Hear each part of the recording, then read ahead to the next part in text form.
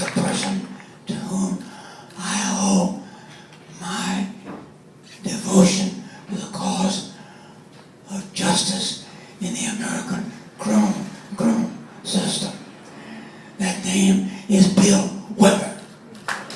Yes.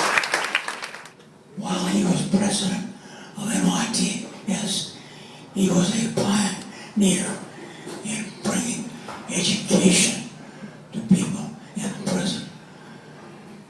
And NYTS can be proud of that.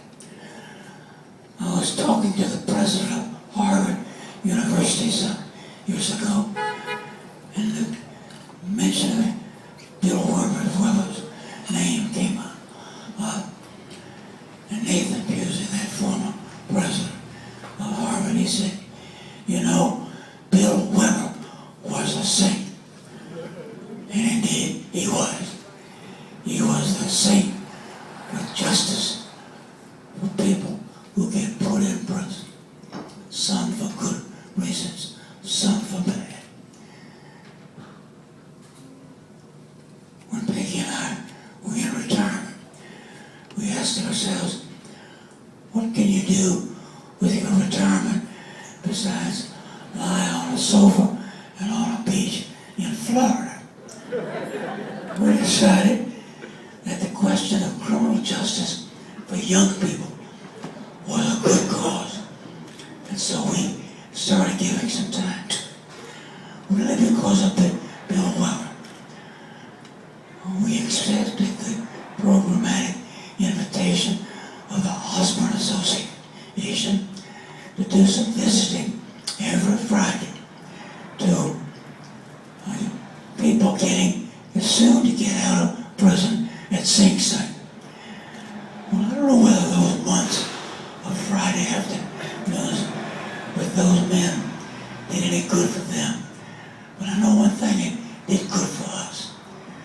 It made the people who are in prison unforgettable as human beings and not merely as criminals.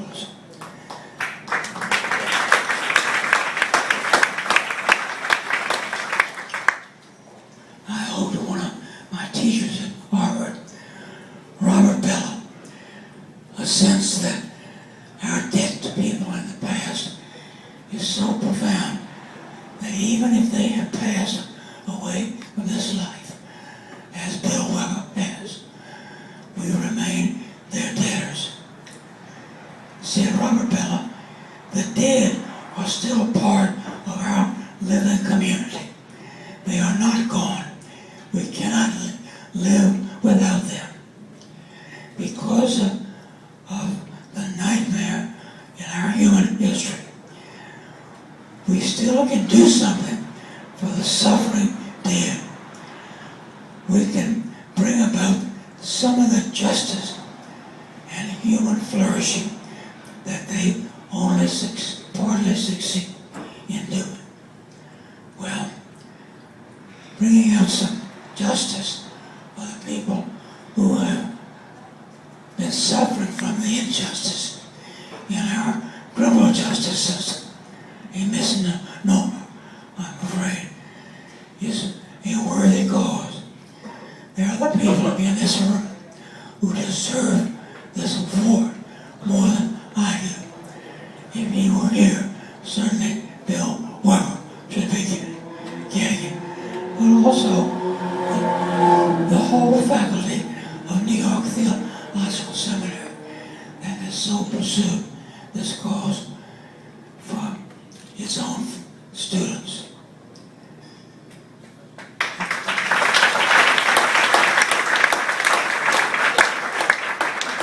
When I think about the 2.3 million Americans who are inside the walls of our prisons, I realize that segregation is not dead, and it is not yet political.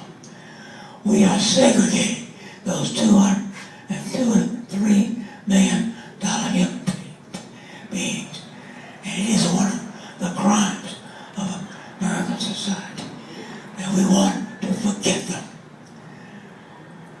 Right on Neva had a word. He was H. Richard Neva's brother and one of the star scholars of our seminary.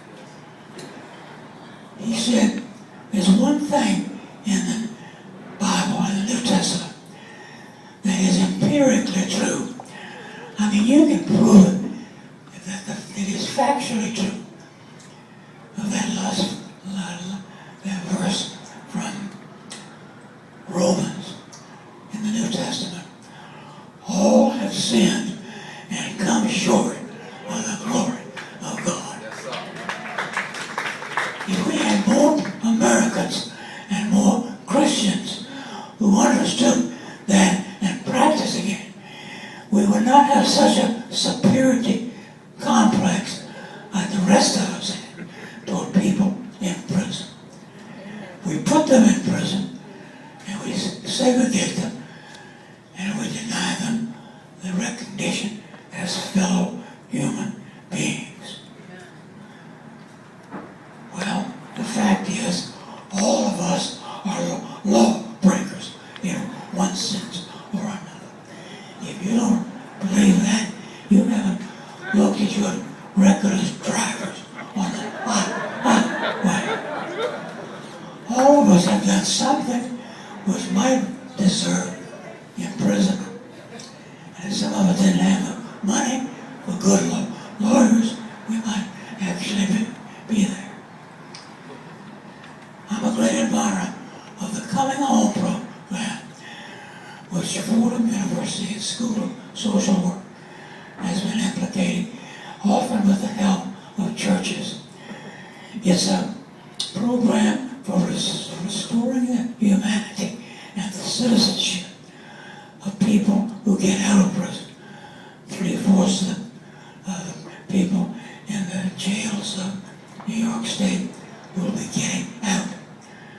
But we sin against them by placing as though a scarlet letter on their clothing, reminding the world these people are convicted criminals. Well, I say, if we don't take that badge off of those people's lives, we are doing them another injustice. In the Coming Home program at Riverside Church, they had a graduation several months ago. And among the graduates was a man who, in his testimony, he said, you know, this is the first group of people that I've ever met, people from this church, who have given me the sense that somebody loved me. He had a hard time in his family, in his street life, sent him to jail, and a very hard time in prison. Now, he had a few people at least who believed that he was lovable. That, as James Forbes, pastor of that church, said, for that experience you could say that Riverside Church was doing the work of the church. Indeed, he was. Not far from, not many blocks from right here, there is a relatively new court in East Harlem, whose judge has been a judge named Terry Saunders. Terry Saunders has a reputation of being the hugging judge. At the end of all of his interviews with people who have broken parole, who are on a mandated appearance before his court, he walks down out of the prison, out of the high chair and hugs them.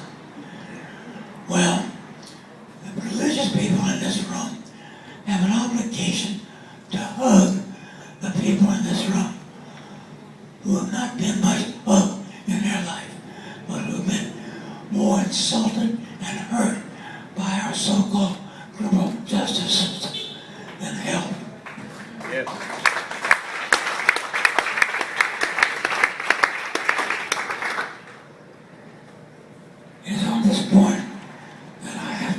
actually, some of my academic colleagues who so read the Bible as to understand that there's no such thing as a soul that is lost to God or to the hope that we humans should be showing to each other. Amen. And that includes people who have been convicted of very serious crimes. To quote him again, I like what my mentor, Roger Beller, said to his church congregation in Berkeley, the All Souls Berkeley Church, of which he is a member. At the invitation of that church, that he be the preacher for All Souls Sunday in the year 2000. It's a congregation which practices what I have been preaching. And in that day in which the church honors the souls of the dead, Bella said, the dead are still a part of our living community. They are not gone. We cannot live without them. Well, the people who are leading deadening lives in prison right now Yes. are still alive, and they can be more alive yet if we will treat them that way. He went on to say that because of the nightmare of modern history, we still owe a great deal of support to those who still suffer from their sins in our society. And we have to try to bring about to them the justice of a flourishing of their humanity. And a justice that some of us only very partially succeed in showing to anybody in our society, in which all are sin and come short of the glory of God. If Jews and Christians can activate that theology in this society, we do not deserve the name of Christian and Jew. I am proud to accept this award in the name of everybody here who is active in implementing that faith and that theology.